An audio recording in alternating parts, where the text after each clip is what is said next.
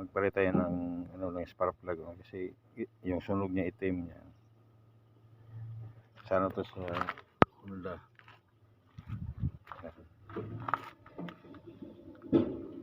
Yan, kasi yung sunog niya itim. Yan. Ibig sabihin ito, mahina yung kuryente. Yan. Dalawa lang naman tingnan to, yung coil at saka ito spark plug pag may ng kuryente. Yan. Yung iba sabi nila pag ganito daw sobra sa gas. Siyempre ang ano talaga diyan, sobra sa gas kasi mahina yung kuryente. Pero pag magandang kuryente, siyempre sunugin niya agad. Sobra sa gas, dapat ang hanapin kung anong dahilan. Yan. Ito, okay. Tapos pareho tayo pang Hilux. Ito, pareho lang sila ng ano, Hilux. Para pag Hilux.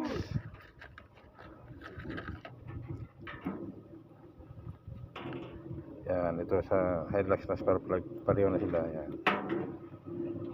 Kaya niya yung haba yan, pareho. Yan, ngayon ikabit natin. Yan. Dito siya nakalagay. Ito.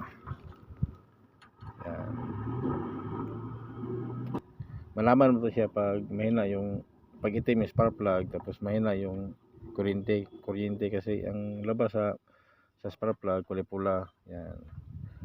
Pag itim yung spark plug tapos ang labas sa kuryente yung parang nag-asol-asol, ibig sabihin malakas yung spark plug tapos itim pa rin yung sunog, ibig sabihin sobra sa gas yun. Saka na kayo mag-adjust sa gas sa hangin. Yan, depende lang kasi yan sa ano lang pisa. Hindi yung porque itim na yung spark plug sunog, i-adjust mo agad yung gasolina sa hangin. Hindi. Basihan mo lang yung kuryente. Yan, kabit na.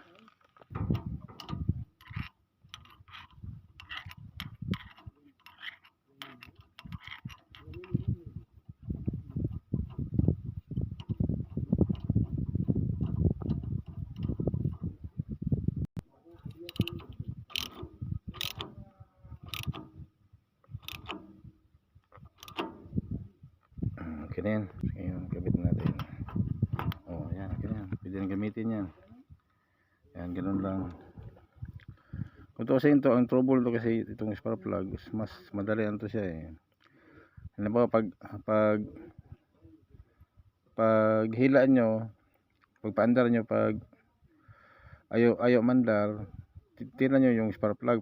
Pag basa, sabihin, minsan walang kuryente. Minsan sobra sa gasolina. Tapos pag hila nyo naman na yung tuyo siya, ibig sabihin walang gasolina magpunta sa loob ng makina.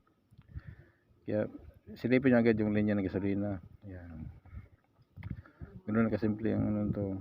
Kaya pag sanay ka na nito, mas madali na lang.